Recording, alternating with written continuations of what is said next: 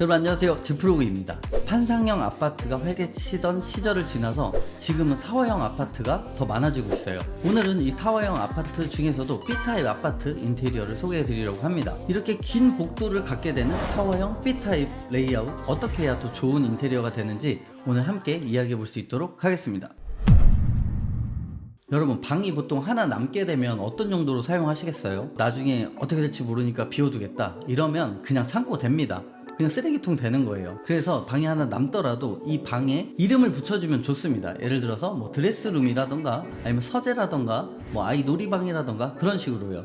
이 집은 이 남은 한 방을 드레스룸으로 계획을 했습니다. 이곳 가구에 만약에 도어가 다 있다면 과연 방문이 필요할까요? 이렇게 오픈함으로 인해서 어둡고 긴 복도를 갖게 되는 이 집의 포인트가 되었고, 복도가 조금 더 입체적인 공간이 되었습니다. 이 드레스룸이 위치한 공간 같은 경우에 현관에서 들어서면 바로 정면에 보이는 곳이거든요. 이쪽에 바로 창이 있게 되니까 현관에 들어서도 조금 더 넓은 공간이 맞이하게 되고 보다 활기찬 공간이 되었습니다. 저는 인테리어 할 때 고객님께 대부분 최대한 미니멀하게 인테리어를 하자고 제안을 드립니다.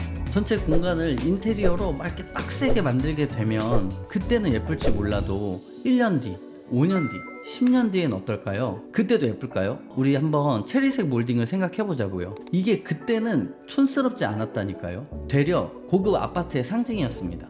하지만 지금은 가장 없애고 싶은 1호 대상이 됐잖아요. 우리 집 빡세게 인테리어 해놓은 그 아이템들이 이 체리색 몰딩 취급을 받을 수도 있어요. 그래서 공간에는 어떤 거리가 없도록 최대한 미니멀하게 인테리어 하는 것을 추천을 드리는 겁니다. 그래야 공간이 시간의 제약을 받지가 않아요. 인테리어로는 우리 가족의 취향을 담을 수 있는 예쁜 베이스를 만들고, 그리고 이 예쁜 그릇에 우리 가족의 취향이 담긴 소품과 가구를 배치를 해서 공간을 완성을 시키는 겁니다. 그럼 고객님의 취향이 듬뿍 담긴 거실 구경 한번 하러 가보시죠.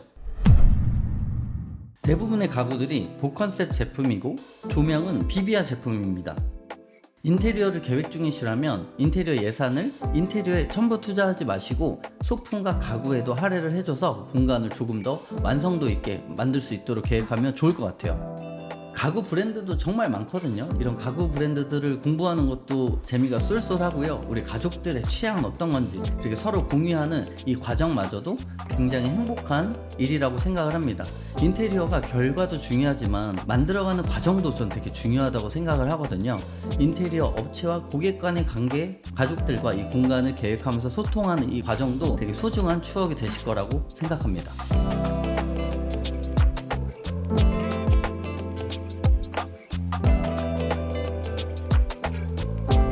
우리 집을 만든다는 생각으로 디자인합니다. This is my home, 디프로그.